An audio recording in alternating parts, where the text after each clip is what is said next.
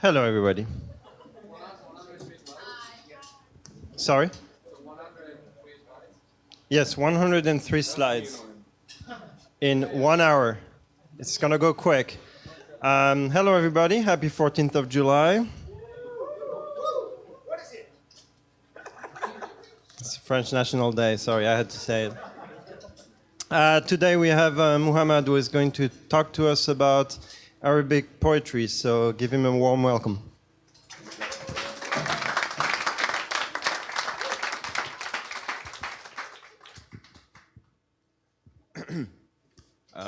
كفى نبكي من ذكرى حبيب ومنزلي بسقط اللواء بين الدخول فحوملي فتوضح فالمقرات لم يعفر اسمها لما نسجتها من جنوب وشمأل ترى بعر الأرآم في عرصاتها وقيعانها كأنه حب فلفل كأني غداة البين يوم تحمل لدى سمرات الحي ناقف حنظلي. What you just heard is the first 4 lines of a very famous old Arabian poem. It's 80 lines long. You know it by heart. My name is Muhammad, and today I'm going to talk to you about old Arabian poetry. The reason why I'm doing this talk is that I picked up writing Arabian poetry 2 years ago. That was around the time when I graduated, and I started traveling since then, and there was not really that many people to share it with. So I'm here to share it with you guys. Maybe you'll like it, maybe not. We'll see. So I know most of you guys here are engineers, and you probably cringe when you hear the word poetry, but I promise you it's going to be different, or at least different from what you expect. So the reason why I like poetry, and maybe you can share these interests with me, is that to me poetry documents the values and the culture and the history of the people, but you get to listen to it from the tongues of the peoples themselves. There's no third-party historian, whatever, who's interpreting their feelings. They used to have a saying, especially about old Arabian poetry, that poetry is an Arab's diary. They use it to document everything they did. So a good poem can start a war, it can stop a war, it can rescue a prisoner or free a slave. It was very impactful.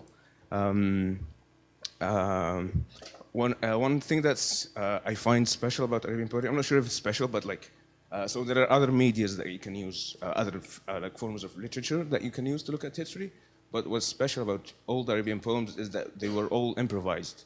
So there's no censoring. You get exactly what the people were feeling in the form of poems. Also, because they're improvised, there is not that much structure to the poems. So don't look for any structure, any overarching goal. It's just people who have feelings and express them right away. Yeah, so to me, poetry is a lens through which you can travel back in time. This is my time machine. I hope there's no copyright infringement stuff here. Yeah, so we're going back 1,500 years. We're going to look at 3 different poems. I'm going to give you the context and the story that surrounds each. I'm not going to be really digging into the linguistic and the poetic beauty of the poem because first, it doesn't translate. I have to teach you Arabic first to do that, which is going to take ages. And yeah, so what you yeah, I'm not going to be. I'm only going to give you like the story, some context about the stuff that's not clear. And yeah, as I said, these are real life stories. So don't look for a punchline or a closure because life usually doesn't have closure. But the closure you should look for is the insight you're going to get into the people, their culture, their values, how they used to think. And this is why these poems are kept till now. Yeah. So yeah, let's start. So this is the world map today. If you zoom in to the Middle East and North Africa, this is where most of the Arabs live today. This map shows the countries that have Arabic as their official language. So Arabic is the 5th most widely spoken language. It's spoken by 390 million people. And today, Arab, you say the word Arab for someone whose first language is Arabic. So Arab used to be a race. Now it longer is. It no longer is. For example, I come from Nubia, from this part here, south of Egypt. We're Africans. We have our own language called Nubian, and we have our own dialect of Arabic. So this map highlights the different dialects of Arabic. Most of them, like most of us, cannot really communicate with one another because the dialects are very different. But we share a common language, which we call eloquent speech, or in German you might call it Hocharabisch. Yeah. And this common language is it's the version of Arabic they used to speak between the years 300 and 700. It was frozen because we had to maintain the text of the Quran. But this language is still used till today, like in almost all forms of media. So news, books, all the formal education uses this eloquent speech. So we all can understand it, and we all can use it to communicate with one another. This case, I think they call it diglossia, where like when people have two different languages that they use for different contexts. So you don't use the eloquent speech in your everyday life, but you use it for formal, for formal occasions. And so not only was the language itself preserved, but also the context that surrounds it, so that we can keep using it the same way they used it, or understand the language the same way they used to understand it. And most of the old context comes in the form of poems. And this is what I'm going to be talking about today. So if we go back to between the years 500 and 550, this is before Islam. We call this the Arabian Peninsula. This is where the Arabs used to live. It encompasses different countries today, and these are some other countries you might know for scale, and states. The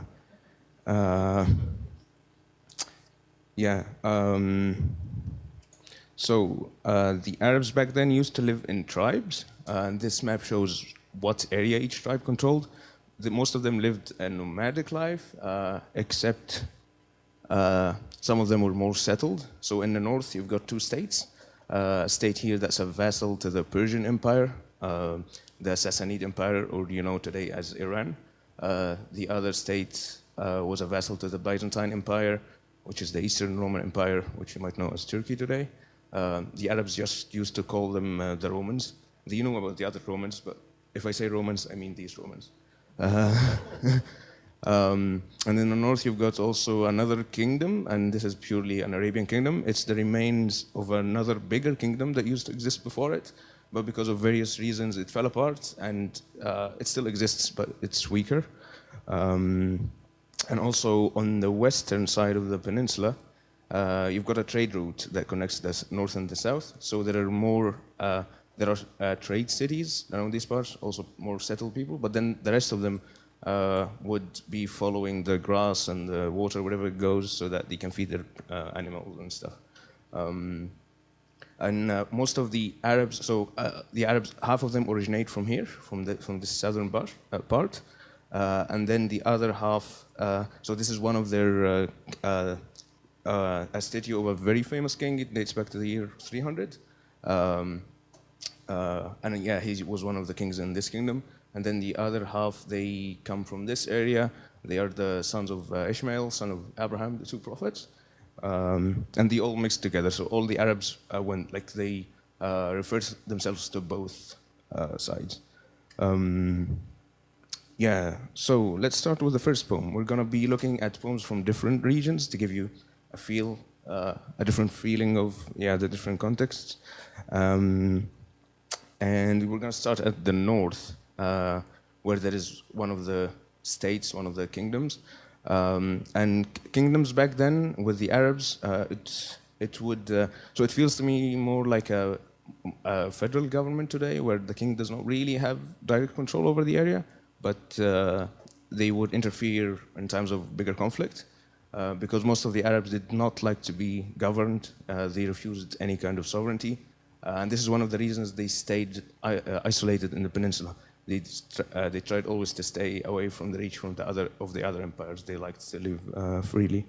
So this first poem is about, it's about exactly that. It's about Arabian pride. It's about refusing to be subdued, and it also is about some blind ego that's not gonna end very well. Poems of pride, they appear usually in times of conflict, and they were one of the most impactful kinds of poetry. They if someone says a very good pride poem about his tribe, they would be elevated so that to the point where other people would fear them without them doing anything. Just the poem itself changes everything.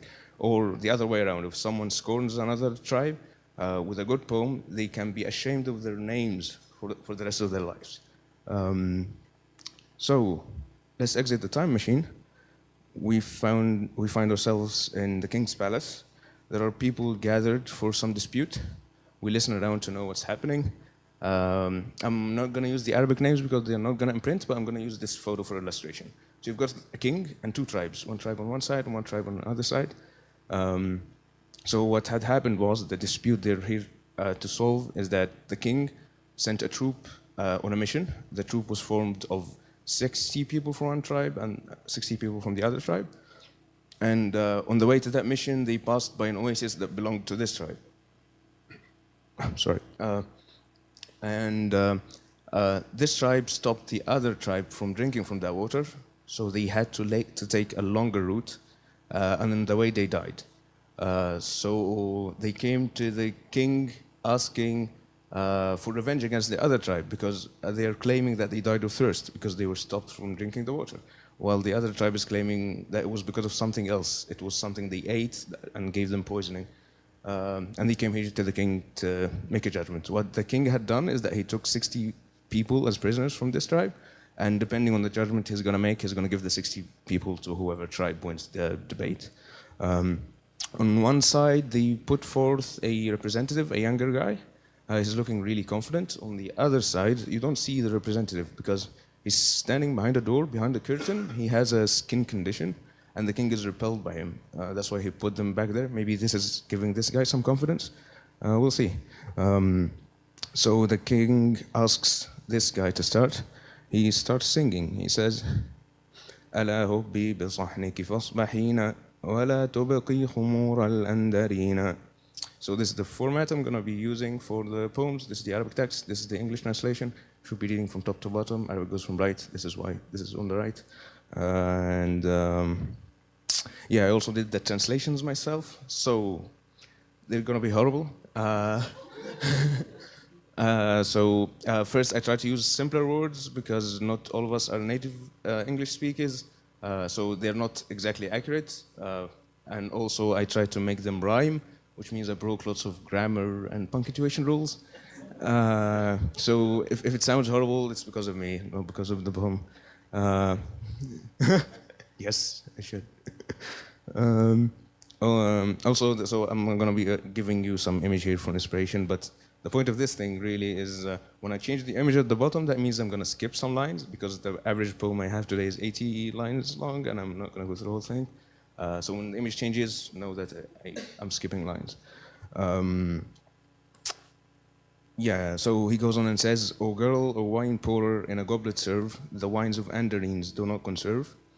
Lo, it sparkles, floating in it you'll find pearls with warm water duly combined. When offered to the avaricious miser by friends, he becomes generous and extravagantly spends. It diverts the deliberate off of their tracks. Once they taste it, they become mellow and lax. So he's starting to talk about drinking, which is not very respectful in the presence of a king. But you see that everyone surrounding him, especially the younger men, they're very excited to what he's about to say. They know what he's going to do. So when he says here, it diverts the deliberate off of their tracks, the beginning of the poem usually signals what the rest of the poem is about. He's going to do something foolish. He's not really going to defend the people that were imprisoned from his tribe. This is going to be a poem about pure ego and pure pride. He's trying to use this situation, since lots of people are gathered at the king's palace. He wants everyone to listen to this poem of pride that he's going to say. In a matter of weeks, everyone will know about it. Um, he talks for 20 more lines about the days of his foolishness, his youth, but then the king is a bit uneasy and he tells him, just make your case, get to the point. I changed the thing at the bottom, which means skip lines. Remember that. So he says, Hayden's now talking to the king. He says, "O Abba Hind, don't rush us, have composure. Be patient, we tell you the truthful closure. Know that we carry banners to battle star quite, but blood-soaked will bring them back after the fight. Listen, we tell you of days mighty and undoubted. Kings could not subdue us, for we valiantly flouted." This is something to be proud of, but not good to say in front of the king, right?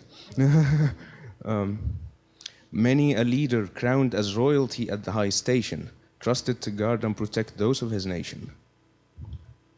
We left our horses crowded in on him, with their reins tied to his body and every limb. You can see it's a lost cause already. He did the opposite of what he's supposed to do.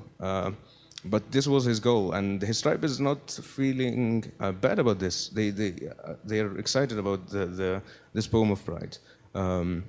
And so what this man, this poet, he came to leadership in his tribe at a very early age, and he didn't like the state of affairs. Being brought in front of the king, being questioned, having people from his tribe imprisoned, that goes against everything an Arab is raised to value.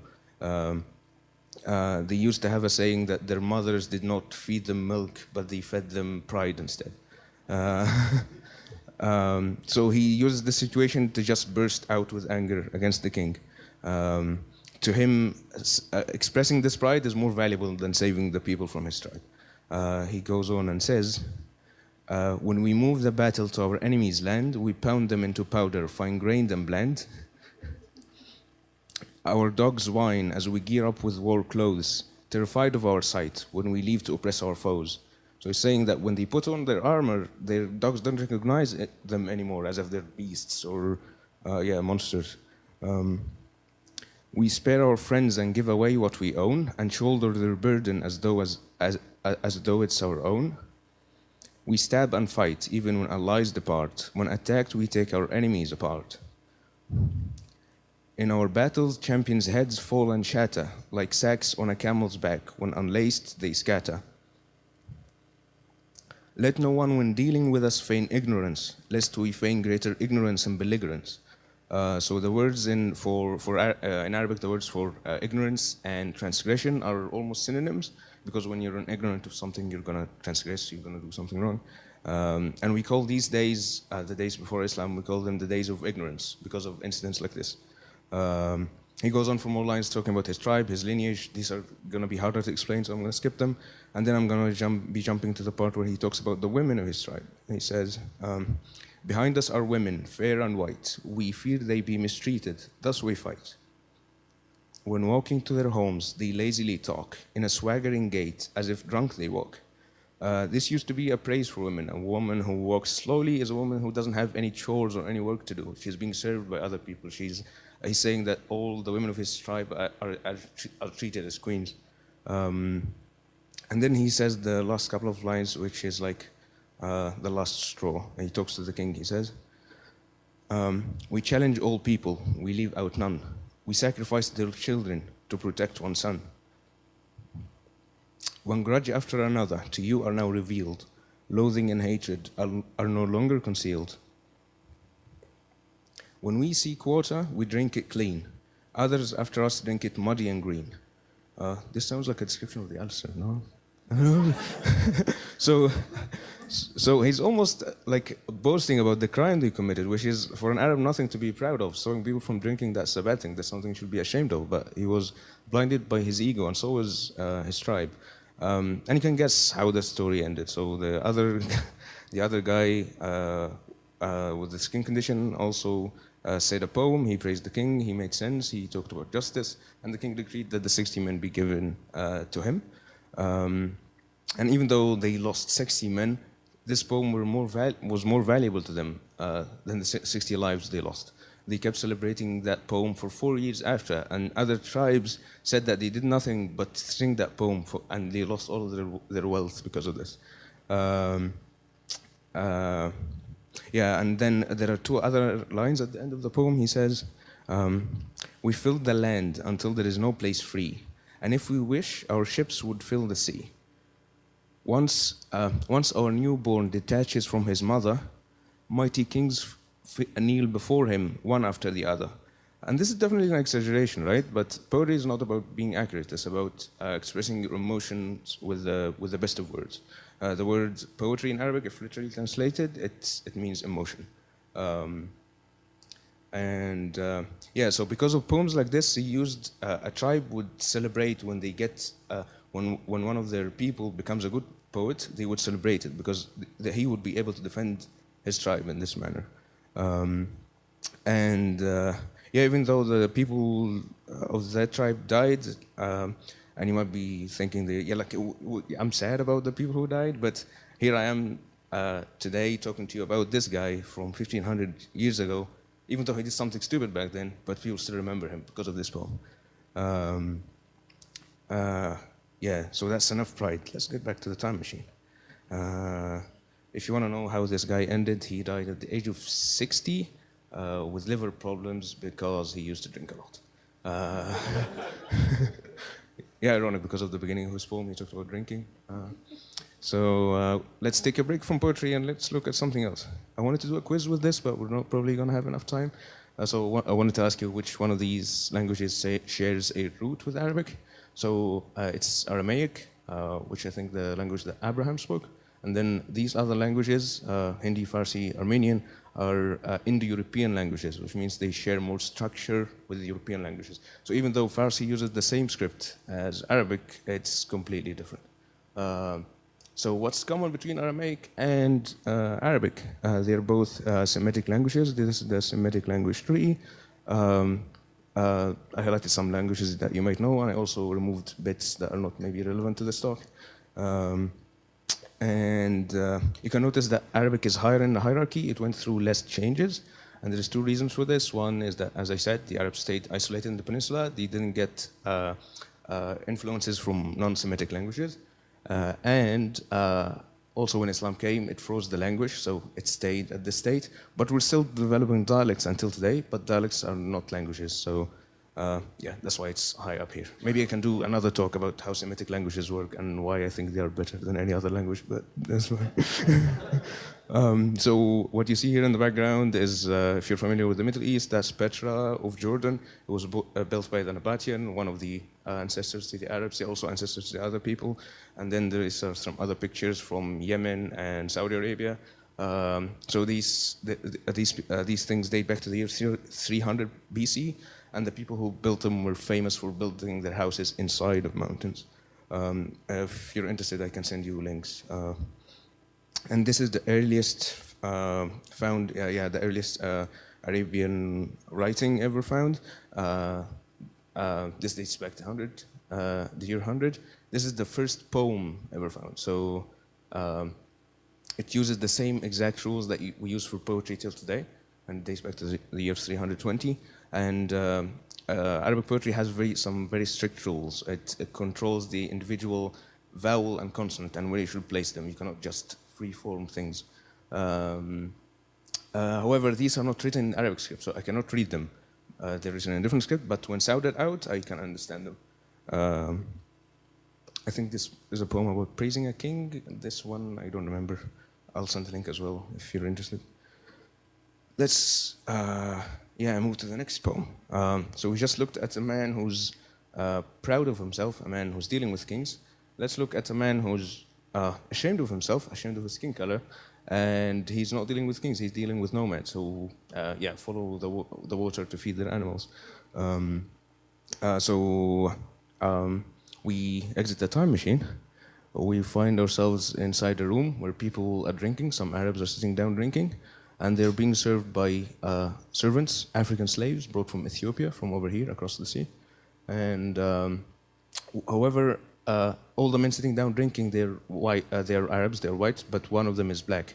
And then one of the drunk men talks to him, insults him. He says, you cannot say poetry, you're just a mere crow. The word crow back then meant someone whose father is Arabian, but his mother is African. So he smashes his drink and he gets up and starts singing. This is a poem about a free man's manners, about bravery, and about love. Um, he's not gonna lessen himself to talk back to the man, but since he was insulted, the man insulted him by saying, "You cannot say any poetry," he's gonna respond back in some very good poetry. And this is one of the most highly acclaimed poets of his time. Um, so he's using his poem as he's making a stance in front of everyone, showing them how good of a poet he is. So he's not going to respond to the man directly. Um, he starts the poem by talking about the woman he loved. He says, هل غادر الشعراء من متردم أم هل عرفت الدار بعد توهم. Have poets left aught that had not been before told? Do you now recognize the house you didn't know of old? O Abla's home, of the beloved ones do tell. Good morn, Abla's home, may you fare safe and well.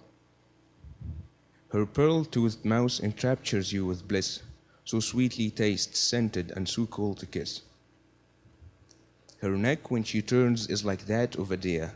A white speck on its lip shines bright and clear. So the story with that woman is that he was not let to marry her because since his childhood he was treated as a slave by his father and his tribe, and he had to go through lots of trouble to try to prove himself as worthy as to prove himself as a free man. And most of this is what he talks about in most of his poetry, talking about his manners, his chivalry, how he helped his tribe, and he went through lots and lots of trouble to get that woman. He also says, on a well-padded soft bed she relaxes all day, whilst I on a black horse all night must stay. Should you to avoid me ever put on your veil, know that I slay knights in coats of mail. So he always felt that this woman was not really helping him with his cause to get to her, and yeah, that's why. So he's telling her, if yeah, no matter how many obstacles I have in front of me, know that I can get through the coats of mail, so I can get over anything. And then he moves to the part where he talks about his manners and that he has a free man's manners. We still have that expression till today, even though slavery is long gone.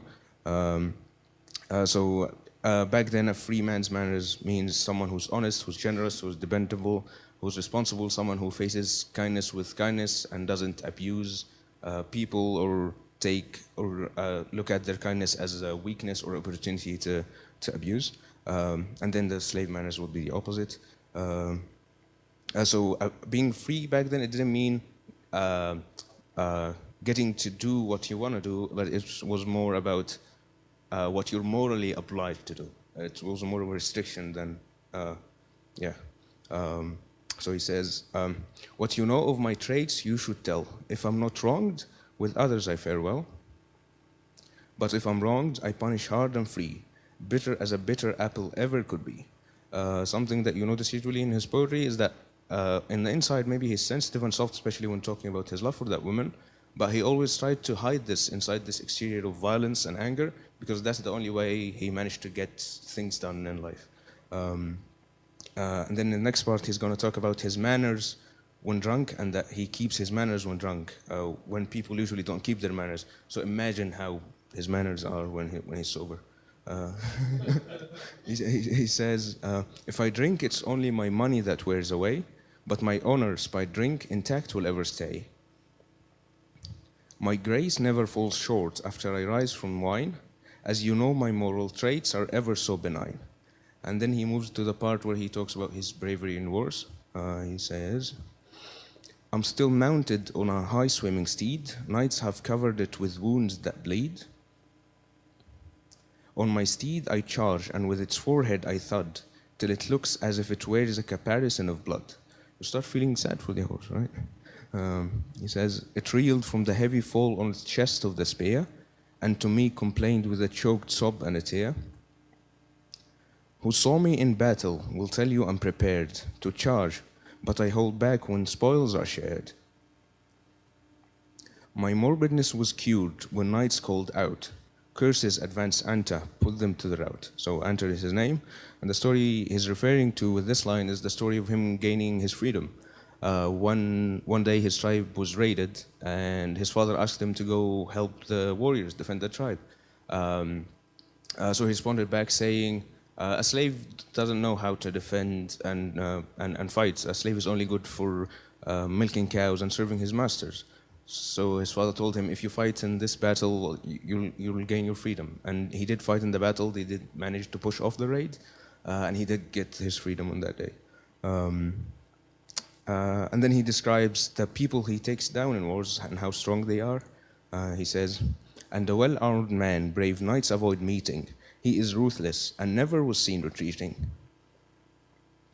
When he saw me coming for his life to toy, he barred his sharp fangs, not out of joy. In Arabic, this sounds like he's describing a lion, but like a man lion, you know. A tall champion whose clothes could fit a tree, glorious with royal boots, twinless born was he. What he means by twinless here is that this man had a special upbringing. He didn't have to share any nurturing with someone else. He's, again, stressing how powerful the people he takes down are.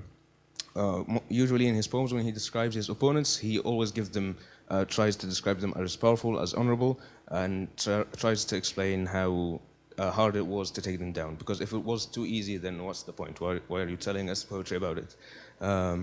Then he also describes that he takes down the honorable ones, not just the strong ones. The honorable ones don't run away. They're not here for the spoils or the loot. He says, my sword prized apart the gaps in his chain mail. He fought for honor and was not meant to fail. I pierced his heart with a long, sharp spear. Virtue could not of spears keep him clear. I left him for beasts to have as their fair share. Between his head and wrist, they set upon to tear. So he takes down the strong ones, the honorable ones, and he feeds them to the lions. And then comes, so if you didn't like all the violence in the past bits, this bit is different. I like it. Maybe it requires a different taste to enjoy, but yeah, I'll try. So he again goes back to talking about the woman he loves. He says, the spears drinking from me made me remember you. The white Indian dripping of blood reminded me too. So Indian swords were really common back then. If you just say the Indian or the Indian sword, you mean, if you say the Indian or the white Indian, you mean the sword. So he's saying that the war, the blood, the violence reminds him of her, but how? And again, as I said, favorite part, so remember, he's talking about swords and spears that remind him of her. He explained this in the next line. He says, how I wished to kiss the swords, for they shone like your smiling mouth, as bright as day. So he's saying how much he loves her, like he sees her face in everything.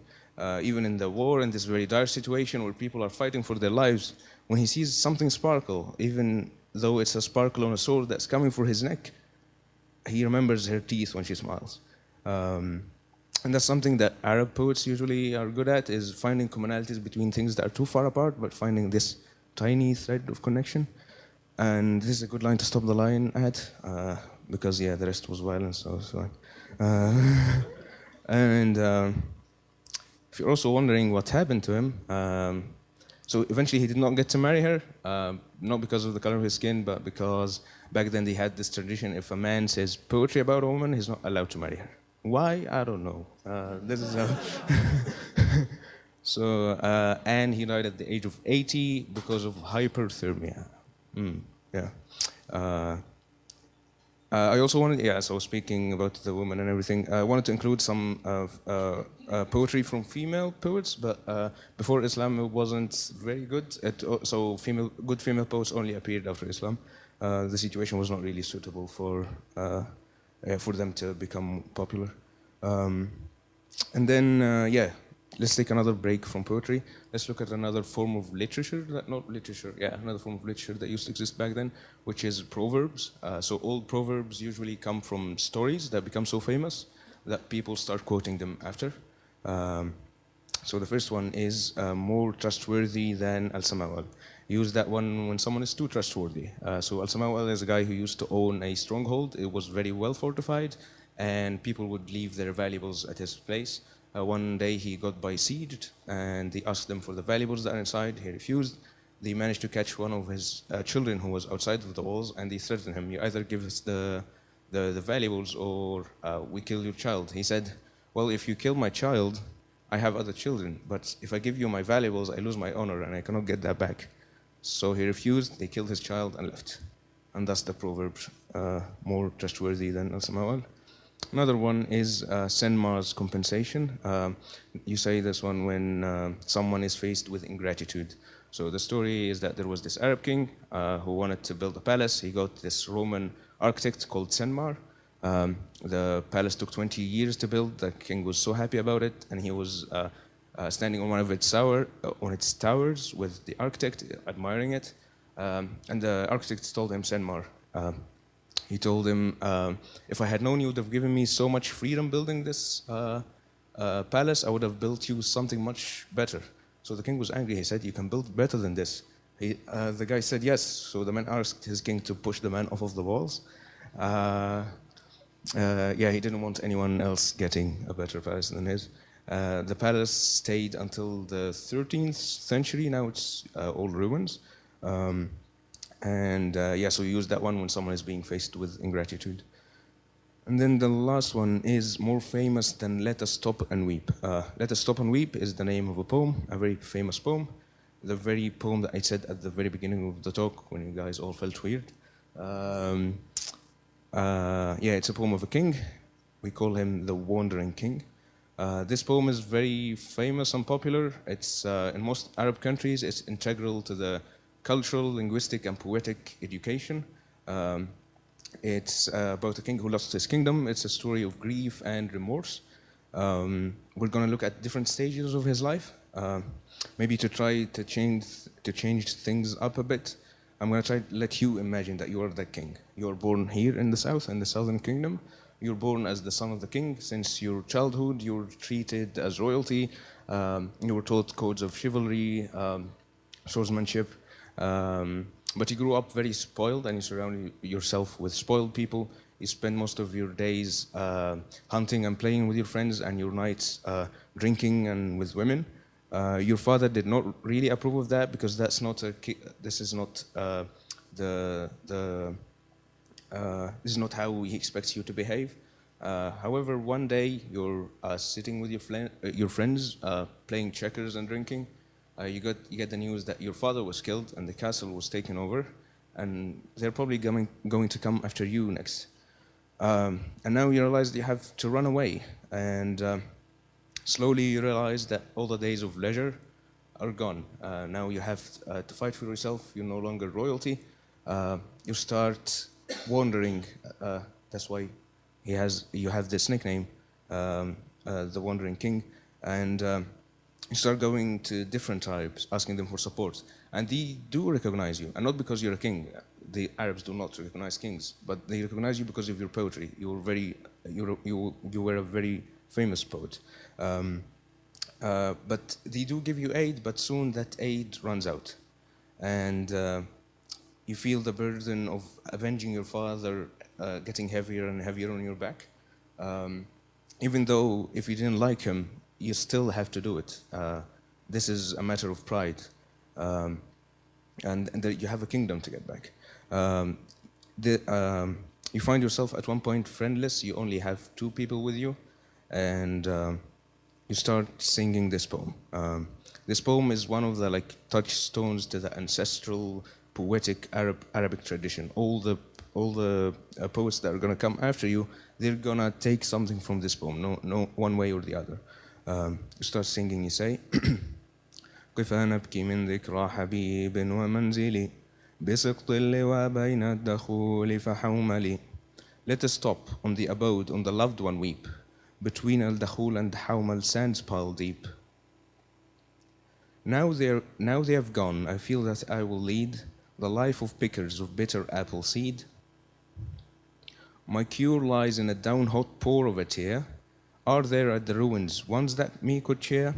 You're weeping for the days of princehood, the good days, and you start nostalgically remembering the life at the palace, the life of the royalty. I'm gonna skip some lines where You're describing that, and then you start talking about the women you used to know in the palace. You also mention lots of names. I'm going to jump to the point where you describe them. You say, her waist and belly smooth, they aren't tight. Her chest is like a glittering mirror, shining bright. Many jewels does her fine, slender neck bear. Its oryx-like length, its beauty white and bare. Her locks, her braids, with care they are all dressed. Some flow straight down, some on her crown do rest. You're not really missing the individual woman. You're not the individual women. You're not physically missing them, but you're missing the status they used to have. You're missing the women of royalty. And look at the way you describe them. You say, in darkest nights, her face is clear as light, a praying monk's lit lantern glowing bright. She rises late from her bed scented with musk. Spoiled will serve this she from dawn till dusk. So this woman has people who are taking care of even scenting her bed. You also say, by her and her likes, nobles are easily swayed. Her clothes are between those of a child and a maid. Noble's affection forever do not last, but my love for her, spite time, stands fast. You realize that all of this is gone now, and you're going through a very hard period of your life. You start talking to the night. In the night, you see all your worries, all your cares manifest. You say, like heavy sea waves, long nights upon me descend, with worries and cares that longer nights extend. I to the night's darkness with grief complained. The carefree find it brief, the careworn strained. O longest night, I so eagerly await for you to depart, but would the worries by morning spare my heart? When you were asked about your father, you say, curses on him. He spoiled me when I was young, and now I have to carry the burden of avenging his death when I'm old. In all that grief, you notice something moving at the edge of your eyes. It's your horse. It looks very beautiful. It gives you some joy, and you realize that it's one of the very few material things that are left for you since the time of princehood. You start describing it. You say, I rise before birds in their nests awake, to mount a high steed that none can take. Its mane from its rock-like back downward goes, like rain over a polished stone, so swiftly flows. All Arabian poetry that came after you will start describing horses in one manner or the other similar to yours. You said the tradition on how to describe horses. You also say, though lean, its work power ever is at toil. It neighs so like a large pot, broad to boil. With deer thighs, ostrich legs, and wolfish core, and a fox cub hind legs overleaping its fore.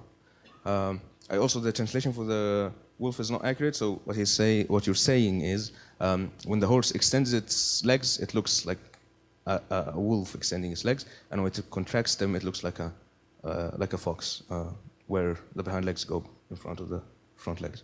I also say, weightless boys cannot for long on it stay.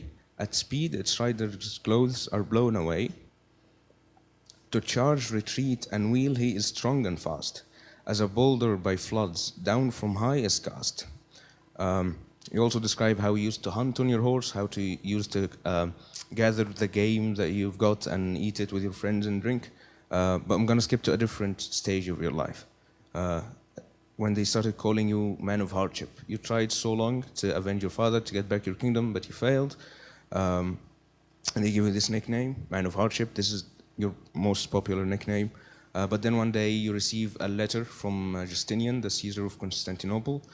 He's asking you to visit him. He's probably going to aid you with your cause. You know that he's not interested in you in any way, but you know how the politics goes.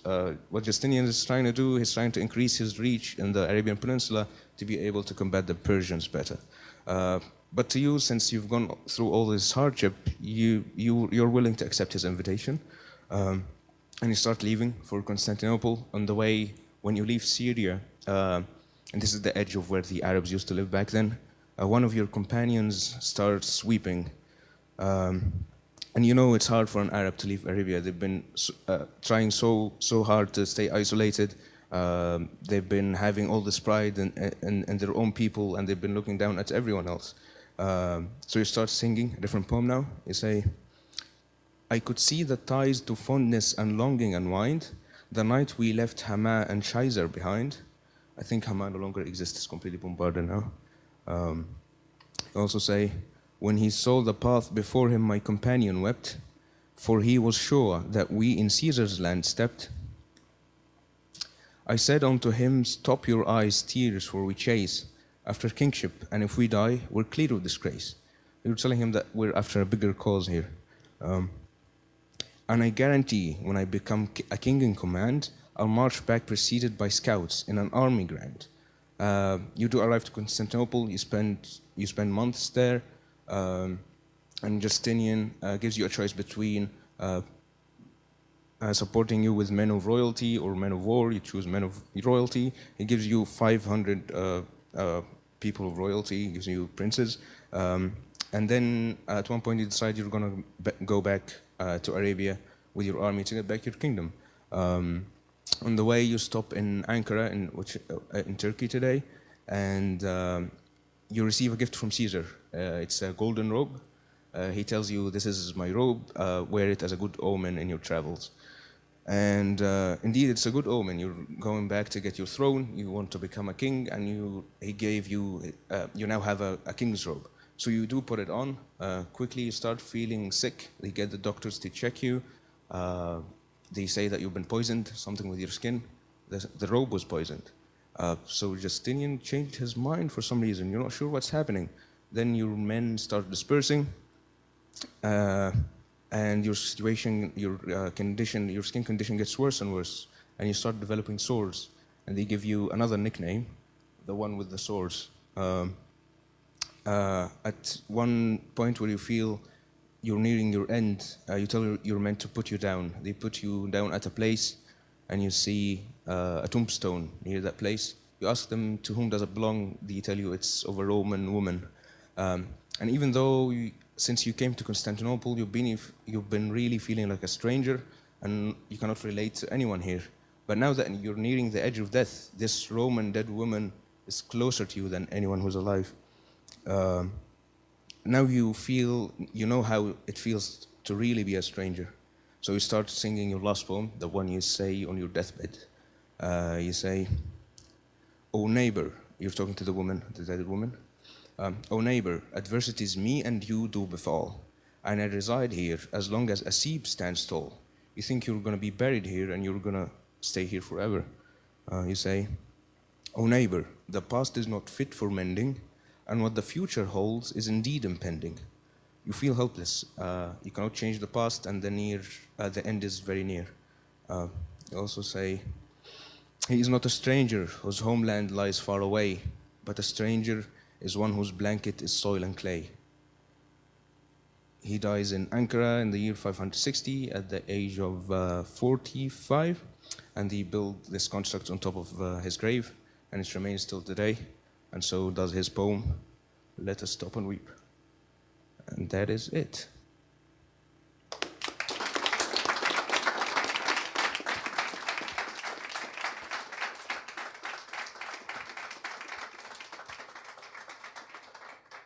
I don't think this is the kind of talk where people ask questions, so can I just go?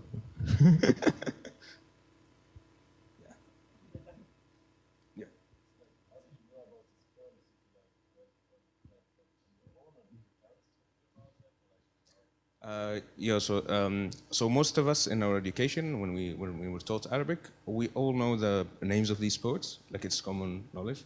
But the individual poems and the stories behind them and all this stuff, some of it we were taught at school, like when you get to higher levels, and some I read on my own. Like it's a hobby of mine, I just read. Yeah.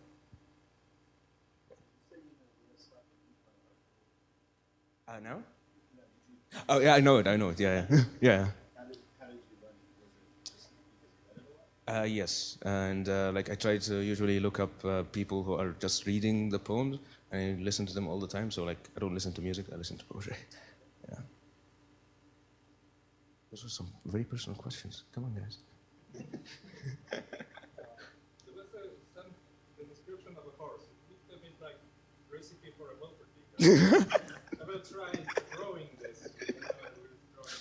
Yeah. I think maybe you can use that line as a, I don't know, slogan for the team or something. Cool. Yeah.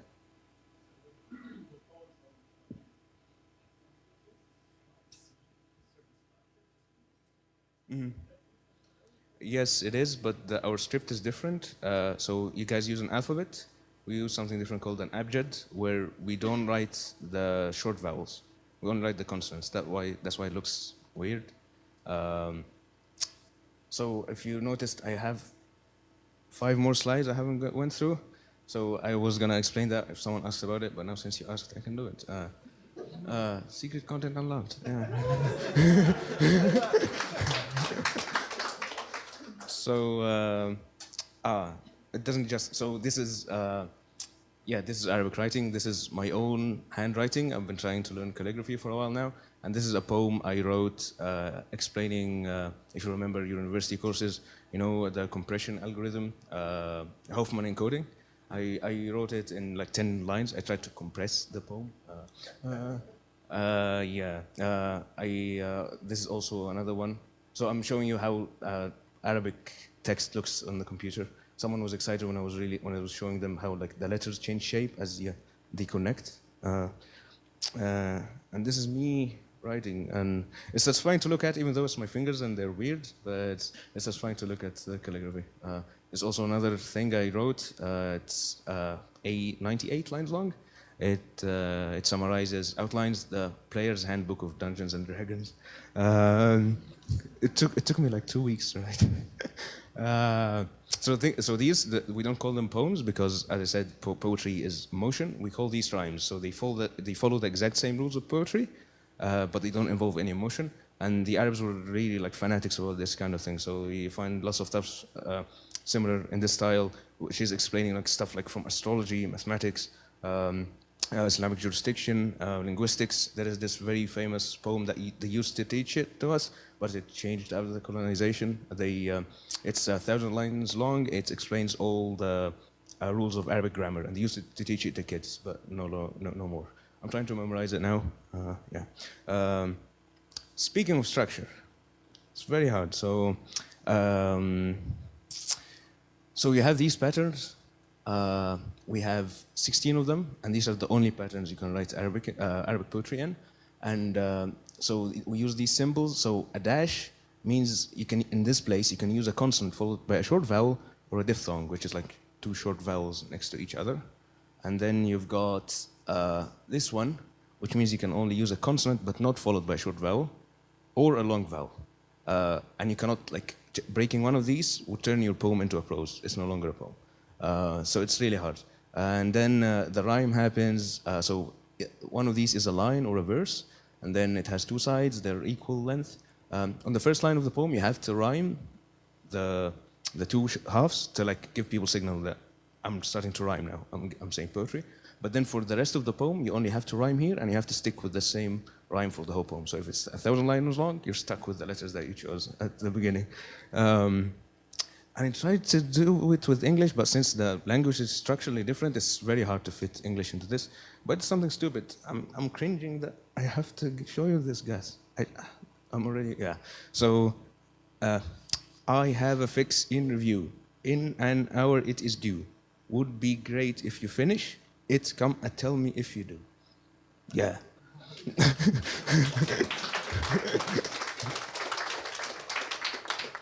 I got 2 claps out of this talk, yay.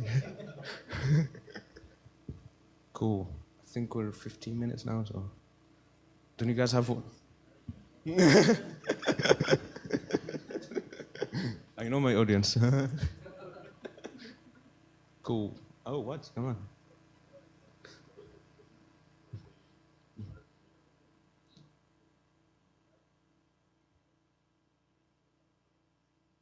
Yeah, so they used to have even competitions, especially in marketplaces, where poets from different tribes compete against one another, and there would be judges, which are the high poets judging between them. Yeah, this was very common. Almost every Arab could say poetry by heart. So most of them were illiterate. Writing was not a thing back then, and poetry was the form of art they had. The old could say poetry, not good poetry, however, and the ones that remained are the good ones. Yeah. No, no. So most of them, like, so the ones that don't improvise, we know them by name, but the rest they improvise their poems. That's why you don't see like structure or a general overarching story. It's just like you have an emotion and you express it in a line. Yeah. So it shows that a lot of rules where the vowel long sound drops out, so people can actually do freestyle and Yes, yes. Because when you listen to it a lot, you actually like get the rhythm of it, and it becomes natural. You can train to it. I'm also trying to train on this. It's really hard. Like it's been taking me 2 years now, and I have to do it with the individual letters. It's really hard.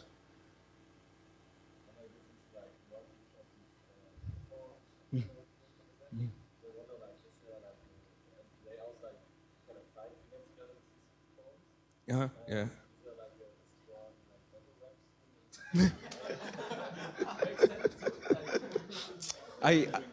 I mean, yeah, like I do find people who are doing that, but like the videos are not translated, but they do exist, like poets till today. Like they gather and they compete with one another.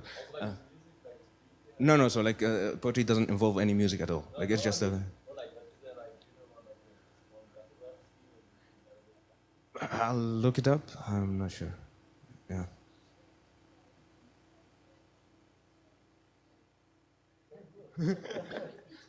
Yeah,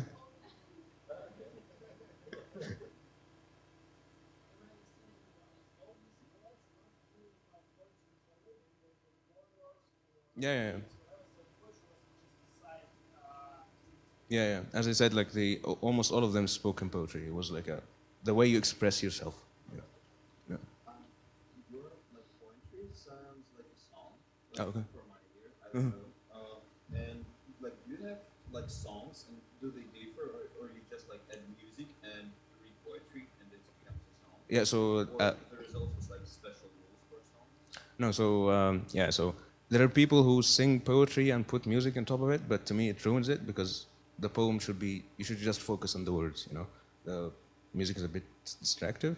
But we have songs as well, but they don't have structure. It's just they rhyme and put whatever music in the background, and people are gonna be happy. Yeah.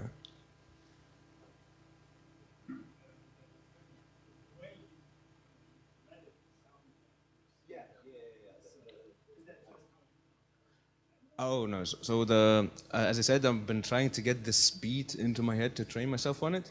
So that's how I read it all the time to train myself. But like so, people usually uh, when they uh, when they say these things, they don't really have to make them sound like a song. But people are still gonna detect this thing. Yeah, we call it a meter. So it's I think it exists in other languages. I don't know. I didn't know enough, didn't do enough research. But so this meter is so all the other Semitic languages they don't share this meter with Arabic.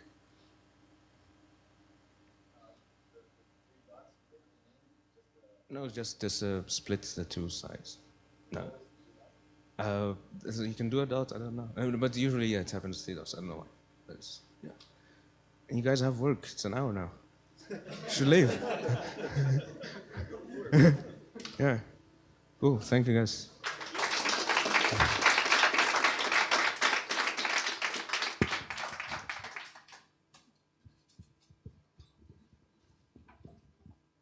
Really nice.